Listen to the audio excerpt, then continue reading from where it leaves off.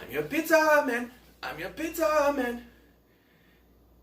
And I'm delivering your favorite pizza pie. I'm your pizza man. Yes, I'm your pizza man. And I'm everybody's favorite takeout guy. You never have to worry. Pizza will be cold, cause I keep it heated up on my engine's manifold. So whenever you get hungry for a pizza from a pan, don't forget to call your favorite pizza man. And I go to sleep.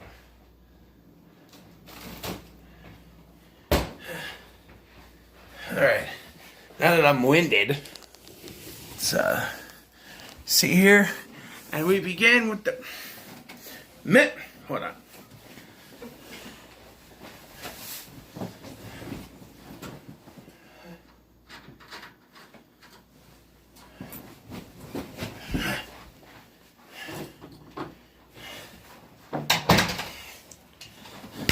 Yo, it's me, it's the SCOTT baby, and I'm back with my review of the 1992 film House 4 Repossession, starring William Catt, Danny Dillon, and is directed by someone. I didn't look it up. Sorry. Now, I have a theory about this movie.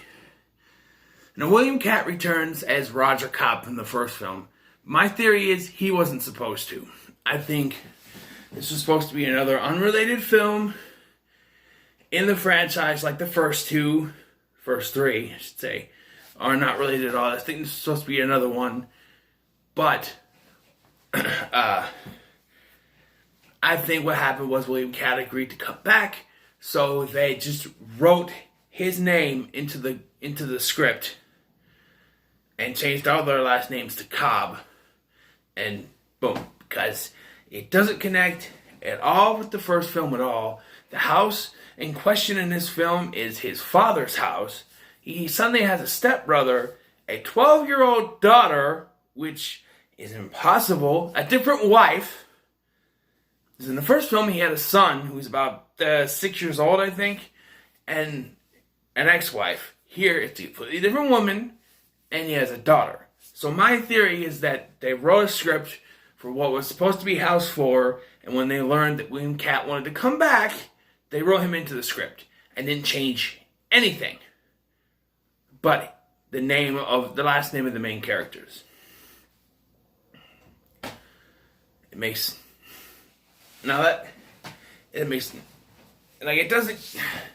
confuses me. I like the first House movie. I like all these, actually, watching through. I might have to rewatch the second one again. Because, I liked it, but for some reason, it's like the lowest rated one for me. And I might have to rewatch it. Then I'll be confused, because I liked all these. Now I think about it, no, House 2 is actually pretty good. I think about it. But, yeah. So the story here is that, Roger is at his father's house. His stepbrother is there. And his stepbrother wants him to sell the house. And he can't. He won't. Because he made a deal. His grandfather made a deal with the Indians of the land that they would never sell the house. And he also told his father he would never sell the house. So that was it. When they leave, him, his wife, and his daughter, they're in a car accident. And the daughter ends up paralyzed, and Roger ends up horribly burned and is forced to be on life support, but the wife is forced to take him off of life support. So he's gone. After this, once again, the stepbrother shows up and tries to convince the wife to sell it, but she refuses because of what her husband said, and she keeps the house. And she and Jenny, not Jenny, Laurel. I want to call her Jenny for some reason. She and Laurel move into the house. And soon afterwards, Danny Dillon shows up. She plays Verna, who's a supposed housekeeper. We found out later that that's not the truth, but she plays a housekeeper who's there to help with everything. We also find out that the stepbrother is actually doing shady dealings with the mob and this disgusting little small mob person who's gross. But what they want to do is they want to tear down the house and they want to make it a place where they can throw their toxic waste.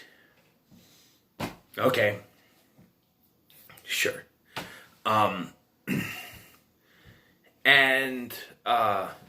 So as it would be in a house movie, the house is haunted, there's ghosts, there's spooks, there's the pizza man dance, which I did already for you, and then the pizza starts singing it, and all this haunting stuff, and what we find out later confuses the hell out of me about all this haunting stuff. What's haunting them, and it's haunting the wife and everything. We find out that the ghost is actually Roger, with other ghosts that are there, but it's basically Roger, because one night she goes to bed, and the covers pull up over her, and the next morning she wakes up, and she's scared at first because the covers are on her, and then the projector starts playing home movies, and then the bed breaks, and she realizes that it's Roger. And then Roger shows her what happened. The ghosts, they show her what happened, that it was actually the stepbrother hired two goons to shoot the tire and cause the car accident so that, he would die, obviously. But you have a car accident, you're not going to guarantee someone would die. I think he got very lucky that Roger actually got so burnt enough to where he actually died. Because he just in a car accident, the worst Laurel got was that she was paralyzed. And even that gets fixed later. I'll get to it. But the one fucking stupid thing. So, as the car accident happens, after they shoot the wheel, they show the stepbrother calling the cops, reporting an accident. Okay. And then his goons go to set the house on fire. Now, I kind of like this. Earlier, they came into the house and they attacked. And one was wearing an ant mask, the other was wearing a snake mask. And they attacked the daughter and stuff, and they tried again to leave the house. It didn't work. Because Roger showed up as a ghost to her, and that's why she decided to stay. She actually called the stepbrother and wanted to sell it, but told him that he had to keep the house the way it is. He doesn't want that, of course. So he sends them to set it on fire. It does get set on fire, but only after they're tricked by the ghosts into appearing like the mask they were wearing, and they both get freaked out. Snakes, bugs, and they shoot the fuck out of each other, killing each other. But then a spare bullet rolls onto the gasoline, sparking it, okay, and causing a fire. And the daughter, because Verna went to go check if she saw someone outside, and she gets knocked out by them. And the daughter is stuck in the house, out of her wheelchair, because the gunshots made her jump or knocked her out of the wheelchair. I don't know. And the mom comes home, and she runs up to Verna, and she's like, "Where's Laurel?" She's like, "Inside." Like, she knew what was going on. She's been knocked out for I don't know how long now. She had no idea it was on fire. But the way she delivered the line, "inside." Now, there's the first hint that Verna's there for some other reason. When she sees the people outside, she goes into her purse and pulls out a gun. Now, I'm no expert, but I never seen no maid carry a gun. I'm just saying. But she grabs a gun, and then she gets knocked out. We find out later that she's actually working with the FBI, I guess, and this ending's very confusing. Now, so the house starts on fire, and again, this dumbass motherfucker, stepbrother, calls the cops and reports the fire. Now, that's twice that he's called and reported. They can recognize his voice. Twice that the same guy has called and reported something involved with his brother's family, whether it was a car accident or a fire in their house. And then he's yelling at things, "Burn, fucker, burn. Burn, you son of a bitch, burn." And then the cops show up, "Save my house, save my house. It's burning, save my house." So, like I said, the wife is in there. She faints because of the smoke. And Roger comes to her and says, "You can't stay here. You're not dead yet. You have to save our daughter." So she goes back and she saves her. And then this magic water, and you'll get what I mean. This magic water bursts from this little emerald thing they had underneath the house. And it starts, but it gets all over Laurel and the mom, I guess. And she can magically walk now.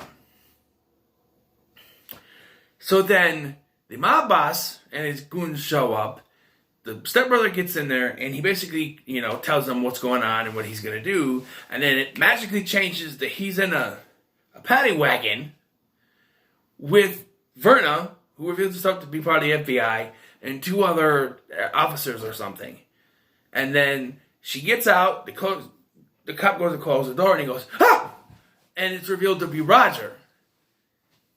And then Roger turns around and the mom and the daughter see him. And he just kind of smiles there, turns into a ball of light, and flies up into the air. Now, to me, I just saw Ralph Hinckley turn into a ball of light and go into space with the aliens from, Believe It or Not, I'm Walking on Air. Now, William Cass not in this movie for long, and that's why I felt like maybe it wasn't supposed to be the character of Roger Cobb, but a different character, because they kill him off right away, and if it was the same character who went through all that trauma in the first one, why would they just kill him off? And the one thing that is against this is that when he's showing the home movies, there's a scene with the pool, and it looks like almost the same pool, maybe, from the first one, but I don't think it is.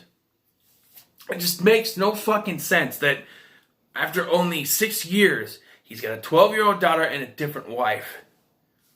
He wasn't dating anyone, well, not really, when in the first film, we never said that he got back with his ex-wife, and he had a son. So that's why I gotta believe, I firmly believe this was a totally different script, totally different characters, and because they were able to get William Catt to come back, they just wrote his character in and changed the last names to Cobb. That's all I can think of.